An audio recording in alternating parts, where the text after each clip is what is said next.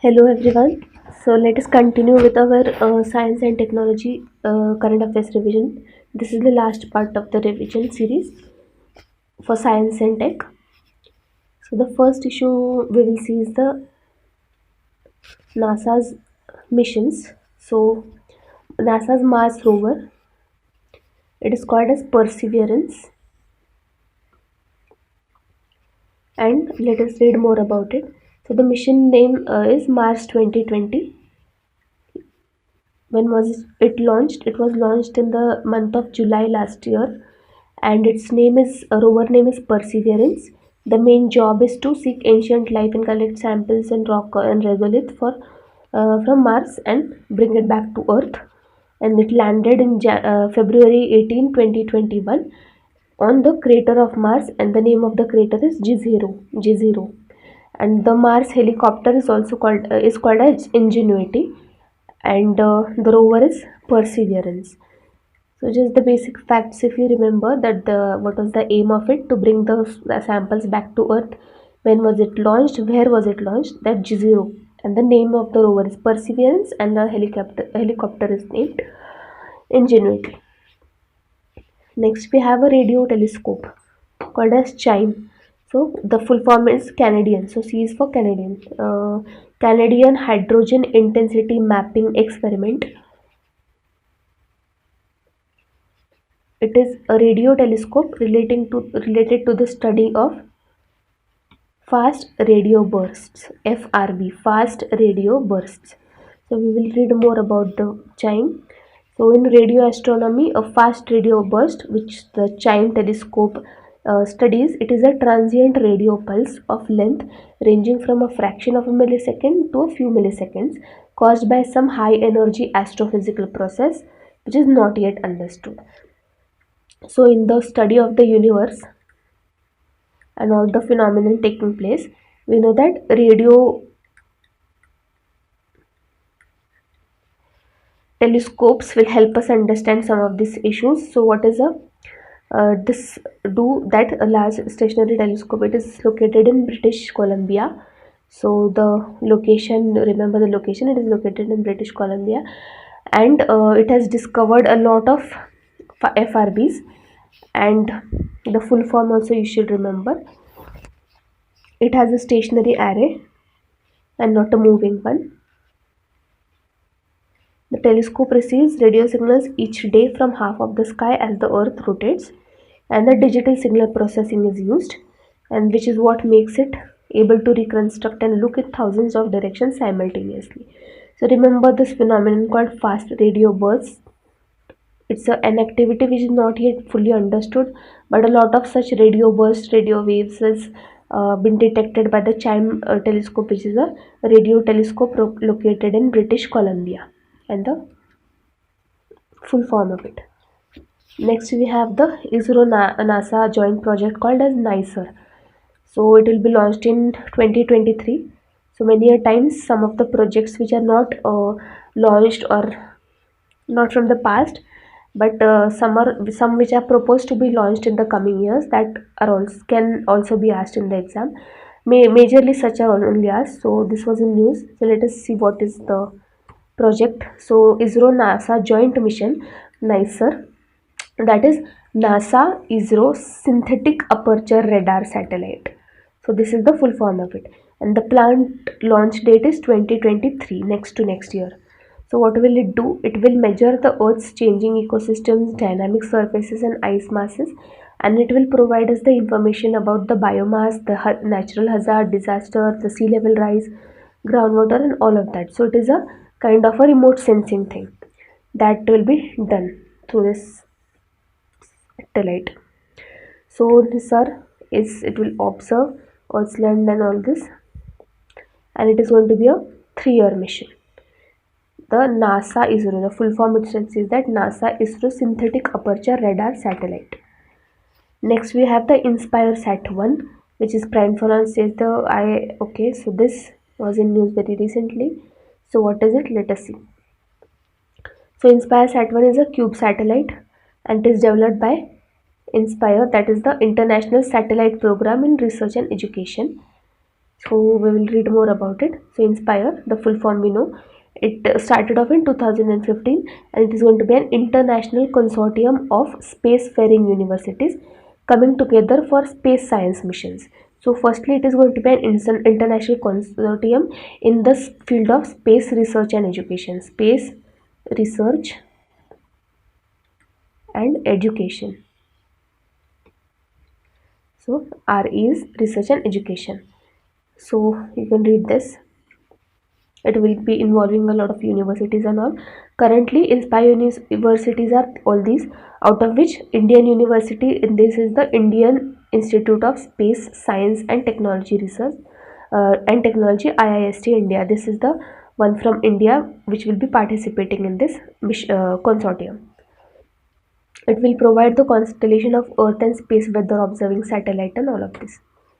So next we have the first Inspire mission is a small satellite developed by jointly by uh, IIST and this.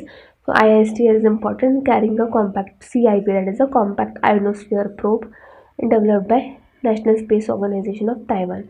So IS-1 mission also carries an X-ray. This is not so important. Just remember the full form and what is the purpose of it. The ionosphere probe, the compact ionosphere probe will do the ionospheric measurement and understanding the dynamics of plasma transport and all. Also, the dual aperture solar spectrometer will be observing the coronal flares from the sun. So these are the parts of it. So just remember the names. That is enough. These are the components of this mission, satellite mission, and it is co-developed by these institutes, out of which India is also there. So India not just represents the Indian university, not just is not just one of the 14 of them, but also that we have co-developed the mission as we have seen here. So now let us see about the 3D printing or additive manufacturing technology. 3D printing is an example of the additive manufacturing technology. This is the process of additive manufacturing. First, let us see what is it. It is defined as the technology that constructs a 3D object from a digital 3D model or a CAD model by adding layer to layer. So what is CAD? CAD means computer aided drawing. So computer aided drawing. So we know that it is kind of a software program where you construct a computer 3D three dimensional object on a computer, like you draw it on a computer and then use it in a printer and all, so that a layer by layer a real object, a real 3D object is produced. And in this figure we can see how it is done. So this is a CAD model which we construct using the CAD software and on the computer, 3D computer. Then it goes through a lot of processes, the slicing software and different types of software. Then layers slicing is done. That is, this will get converted slowly into a 3D object, and after the layering is done, it goes to the 3D printer which prints it and we get a real 3D object. So very advanced technology this is. So we'll see more about it. So the addition can happen in multiple ways through power deposition, resin curing, filament fusing. So these are the ways of which the multiple layers are added in this process here, in the slicing process and all, layering process. So power deposition, resin curing, filament fusing, etc. For example, the resin curing, we know that some of the ornaments these days get created through it. Like for example, the flowers are pressed and resin is used in order to conserve them, and a very beautiful kind of a jewelry and uh, show pieces are made out of this. So that is the resin curing technique. Resin is basically a conservative material, conservation material. So that is used here. Power deposition and filament fusing are other ways of using it in a 3D technology, additive manufacturing technology. Now government led efforts for this are, what is government trying to do in order to bring the 3D technology in the science and technology sphere of India. So these are some of the efforts by the government, that they have established a 3D manufacturing lab, 3D printing manufacturing lab at the National Institute of Electronics and Information Technology in Aurangabad. So we have a 3D printing lab in Aurangabad, remember the location, and also offers a certificate course in 3D printing. Next is Atal Innovation Mission, also has a component of 3D printing. Now under the Atal Tinkering Labs, under that we have 3D printers also. And what does it do here? The mission, it gives you the financial support of 20 lakhs so that the students from 6th to 12th can tinker, that is like they can innovate and they can think about innovative solutions to the problems and all technological. So Atal Innovation Mission also has a component of 3D printing. So this then the next is the Gujarat government also has its memorandum of understanding signed with California for the 3D technology. So this we have. Then we have Andhra Pradesh, who has a medtech zone, and they are collaborating with the University of Wollongong to set up a 3D bioprinting lab. So just remember some of these examples, like Andhra Pradesh has its own set of projects which they are maybe proposing. Gujarat has a MOU with California regarding the 3D technology. Aurangabad in Maharashtra has its 3D printing manufacturing lab. Atal Innovation Mission also has 3D printers and all the other additive manufacturing technology. So that was about 3D printing. The basic mechanism. Sometimes the concept-based questions only get asked, like blockchain technology, 3D printing, Internet of Things, all of this. So that was important. The conceptual understanding in that technological applications. Mostly application is only asked. So let us just stick to that. Now next in news is the ISROSAT instrument. What is it? It found the presence of hydroxyl and water molecules on moon. So let's see more about this. So it's a path-breaking discovery. ISRO's homegrown instrument aboard Chandrayaan 2 has detected hydroxyl and water molecules on moon. Now, imaging infrared spectrometer, which is an imaging instrument aboard the Chandrayaan 2, this has found it. And who has developed this thing? The Ahmedabad-based Space Application Center of ISRO. So the ISRO has its Space Application Center in Ahmedabad, and that has developed this something called as imaging infrared spectrometer, which was aboard Chandrayaan 2, and that has detected the hydroxyl and water molecules on the moon. Now the first moon mission, Chandrayaan 1, which was undertaken in the year 2008, it also carried a similar instrument called M3, that is Moon Mineralogy Mapper, which was capable of detecting water. But this was developed by NASA's Jet Propulsion Laboratory and not indigenous to ISRO. So now this time it is important because this is an indigenous something. The IIRS here was developed by the Space Application Center of ISRO, which is based in Ahmedabad. So this was an indigenous thing which was developed. Previously in the year 2008, when we undertook the Chandrayaan 1 mission, it was not by, it was a NASA's thing, which M3 instrument. So that was about this. Now Japan's Mars mission and all. So one-liners, you can uh, soil samples from Mars they are planning to. So JAXA is the Japan Aerospace Agency, and what they will do is they will launch an explorer in 2024 to land on the Martian moon called as Phobos.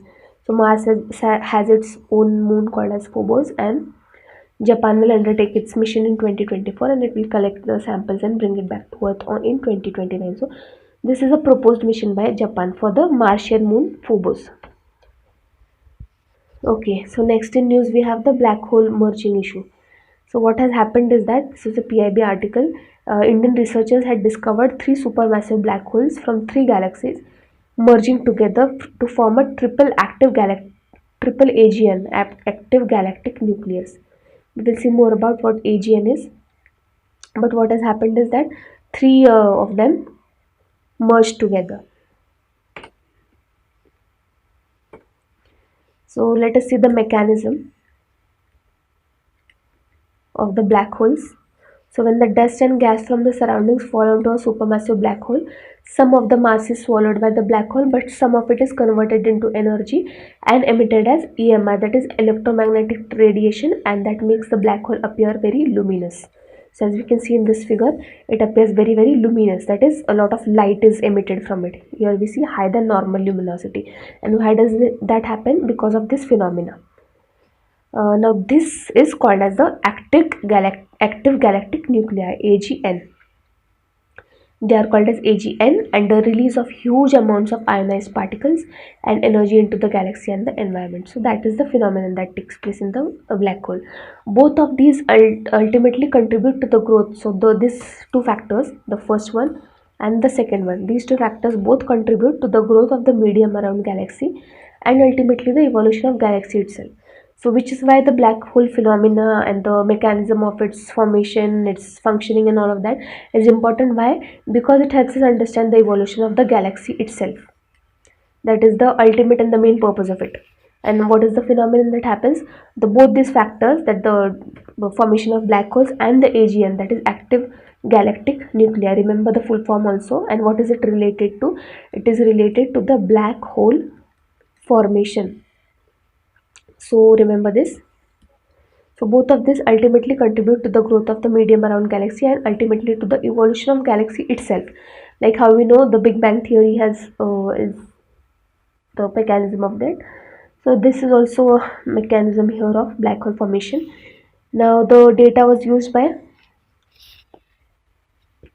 from the ultraviolet imaging telescope, which was on board the first Indian space observatory, which is called as ASTROSAT, and the European MUSE and VLT of Chile and IRSF in South Africa. So remember that these telescopes and the are from which countries. So we have our own telescope, which is the ultraviolet imaging telescope on ASTROSAT. Europe has its MUSE and a very large telescope VLT in Chile, and this. So these four together have contributed to these findings, out of which the one from India was this one. Now, according to the researchers, why this phenomenon is important is because the the triple merging that was found recently has prevented something called as the final parsec problem. Now, remember that this term, the parsec problem, is related to what? It is related to something about the black holes. Just very roughly, you can remember that it is related to black holes. Now, what the researchers say is that a major factor impacting galaxy evolution is the galaxy interactions. Now, when do that happen? And what that cause is that during such galaxy interactions, the respective supermassive black holes can get near each other, and the dual black holes start consuming gas from the surrounding and become dual AGN, active galactic nuclei. Now, when the two galaxies collide, their black holes will also come together by transferring the kinetic energy to the surrounding gas. The distance between the black holes decreases with the time, and the two black holes are then unable to lose energy further kinetic energy in order to get even closer and merge. This is the final parsec problem. So which is why the triple merging is important. So read more about this here. Again, in order to understand the mechanism of why the discovery is important. Now the third presence of black holes can solve this problem, as we've seen that the dual merging can transfer energy to the third one and merge with each other. So when the two can come together, they can merge with each other by transferring their energy to the third one. So many AGN pairs have been detected, but it is the the rare phenomenon is the triple AGN formation, and only a handful have been detected before using X-ray observations. But it could be common, we don't know yet, but since it is a rare phenomena, we should know about it that triple AGN, what happens is that it can give their energy to the third one, and the final parsec problem can be avoided. Also, the black hole, this one slide we left out, that recently the smallest black hole was named as the unicorn. Remember the name, that a black hole which is called as the unicorn, maybe the galaxy's smallest one, which was in the few months back it was said. So next, let us see the National Computing Mission. So India has its own supercomputing mission, which envisages empowering our national academic and R&D institutions, basically to make the high performance computing facilities. And the network is the national knowledge network grid. We also have this grid through which we will further this mission. So the NKN is another program of the government for R&D labs and all. Now the mission includes the high performance computing, and supercomputing is going to be developed and all.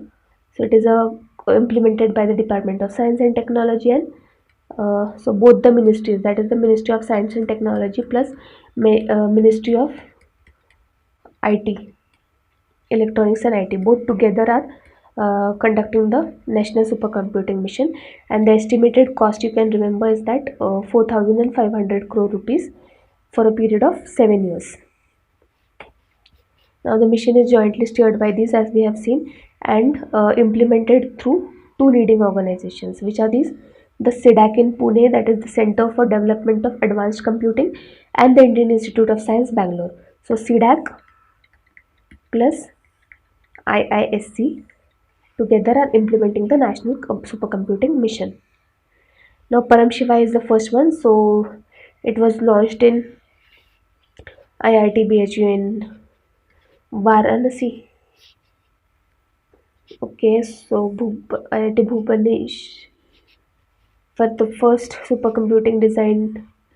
Just confirm this once. It was launched here. Param Shivai is its name, and the Prime Minister launched it.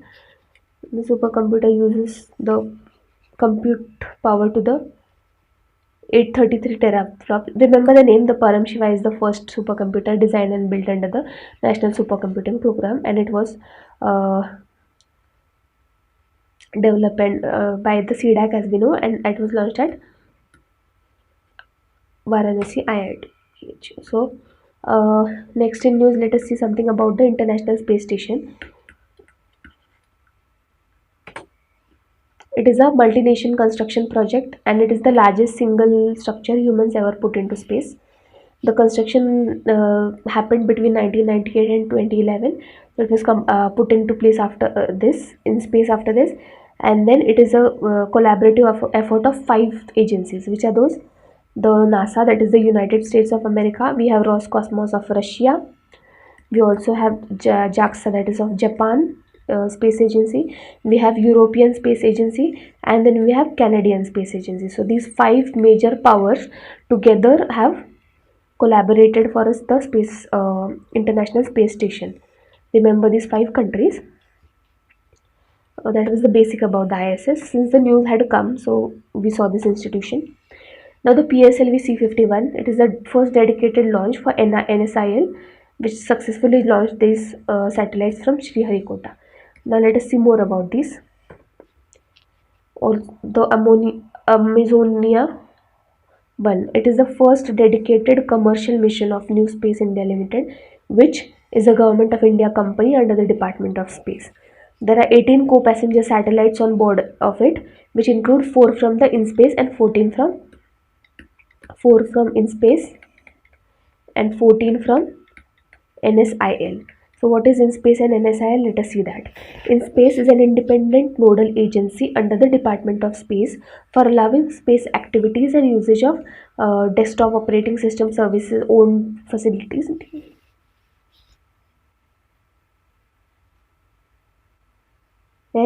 No. Department of Space.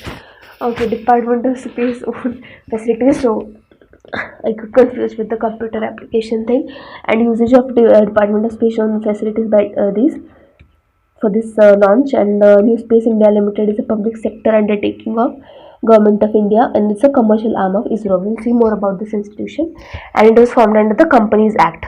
This is a very recent institution formed in 2019. So let us see more about it. So this is from the page of the NSIL, the about page. So let us read. In order to commercially exploit the products and services emanating from the Indian space program, the NSIL has been incorporated in March 2019 as a wholly Government of India company wholly owned by the Government of India under the administrative control of Department of Science, Space. The NSIL has an authorized share capital of 100 crore and paid a capital of 10 crore. So authorized is 100 crore, out of which 10 is paid up as of now. So it is a commercial arm of ISRO, New Space India Limited. And in space, we have seen that it is an independent nodal agency under the Department of Space for allowing space activities and usage of these own facilities for the launch manifest. Now, NSIL is the formed under the Companies Act of 2013. What is its mandate? It will own the satellite, build it, provide launching services, and space-based services, etc. So we'll have it's a commercial arm of ISRO basically. So it's a company through which all these activities will be undertaken by the Department of Space. Now, Earth observation satellite, Earth observation satellite mission. So GSLV Snagin. Okay, so let us read more about the Earth observation satellite 03. It is an Earth which is placed in a geosynchronous transfer orbit (GTO). So you should know about the basics about the orbits, the sun synchronous and the geostationary orbit, the geosynchronous orbits and all. Also the PSLVs and the GSLVs. The GSLV Mark III, which is the recent one. Subsequently, the satellite will reach the final launches. So the cryogenic rocket stage, let us see more about this because this is related to that. There was a snag in the geosatellite stage in this mission, or the observation satellite third mission. Why was it? Because cryogenic rocket stage, there was some problem with it. What is the cryogenic rocket stage? So it is more efficient, and this is a very indigenously we are trying to do it. It uses LOX, that is liquid oxygen and liquid hydrogen. So these are the two fuels used. And why are we trying to push this more is because it is more efficient, it provides more thrust for every kilogram of propellant that it burns compared to the solid and earth storable liquid propellant rocket stages. Cryo means something at a low temperature, but it is extremely difficult to achieve that, even though it is efficient and all. But it's also very much sustainable and all of that. So we are pushing it more. So now this Earth observation basically, and what will it do? As the name suggests, for monitoring the natural disasters and all. Now the cryogenic upper stage is an indigenously developed cryogenic engine fueled by the liquid hydrogen and liquid oxygen at very low temperature, because cryogenic means low temperatures. Now these are more efficient, provide more thrust per kg of burning of it, and GSLV rockets to put heavier rockets like this. So efficiency is more, it can put more heavy rockets into space. So which is why we are putting more, we are pushing it more in terms of using it. But it failed in the Earth observation satellites, and so that was a cause of concern. So now let us see next issue, that is the Chandrayaan instrument helps unravel the mysteries of solar corona. Recently in news again. Uh, so in that context, we've seen about the Chandrayaan. Now in that context, let us see about the layering of the sun. This is the inner core. Then outside of that, we have the radioactive zone. Then we have the convection zone here. This is the subsurface zone. Then the photosphere, chromosphere, and corona. Corona is the outermost layer. Corona is the outermost layer of the sun. Then comes chromosphere, then the photosphere. Remember the outermost three layers, that is enough. Now NASA's another missions to Venus. It is planned yet. So let us see what are those. NASA and European Space Agency. So ESA plus NASA together have are planning to set three missions to the space. and each mission will have this much cost. So remember this cost. This is cost per mission, not all together. So 500 million US dollars, that will be the mission cost for one mission, and three such missions are proposed for the coming years. So between 2028 and 2030. So in these 3 years, they will undertake three missions. What are those called? Da Vinci and Veritas. Remember the full forms of it. The full form itself tells you what are the functions of it, like what will it do.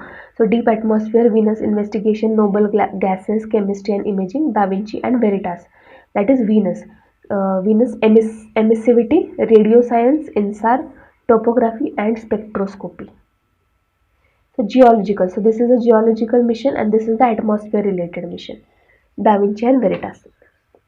Now we have Digantara, that is India's first air and space surveillance company, and they have developed something, the India's first in-orbit space debris monitoring and tracking system. Now, Digantara is the first Indian private company which will undertake issues related to the space debris. So, what is space debris?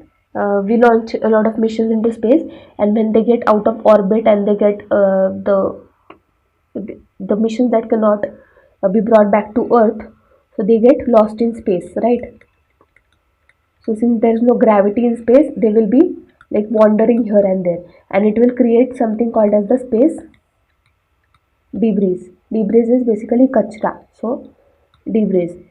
And for that, to manage that, this is Digantara is the first company. So just remember the name of the first Indian private company which will work in the space of field of space debris is Digantara. Now also, since we are talking about the space debris, there is something called as the Kepler syndrome. Kepler syndrome, that also relates to the space debris issue. That, just check it, if it's Kepler or Kessler.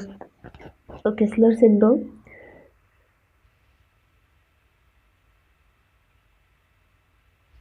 is also related to the space debris, and that a lot of space debris will cause a lot of space pollution and all that. That is the basic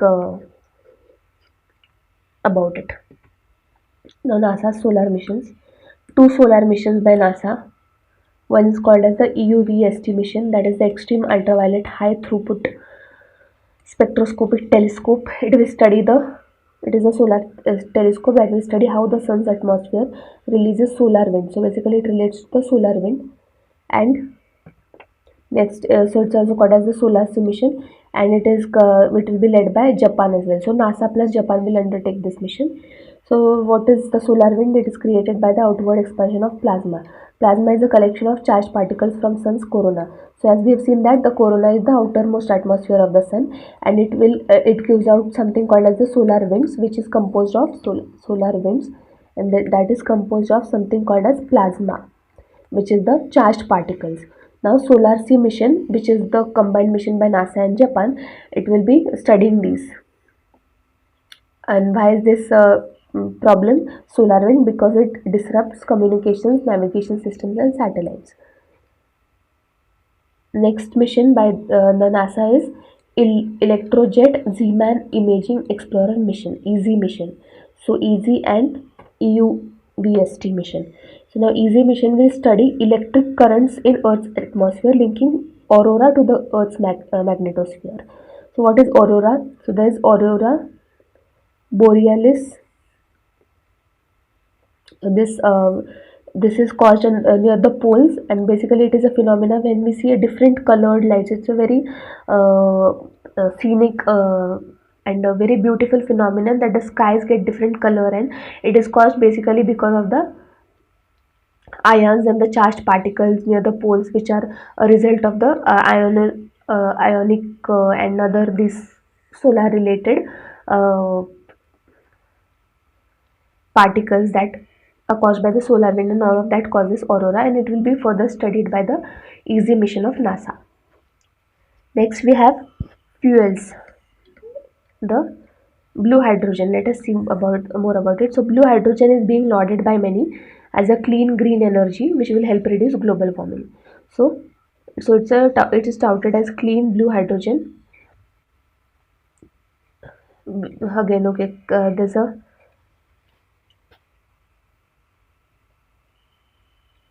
concerns about it, but let us see more about, since that was in your news, let us read more about the National Hydrogen Mission.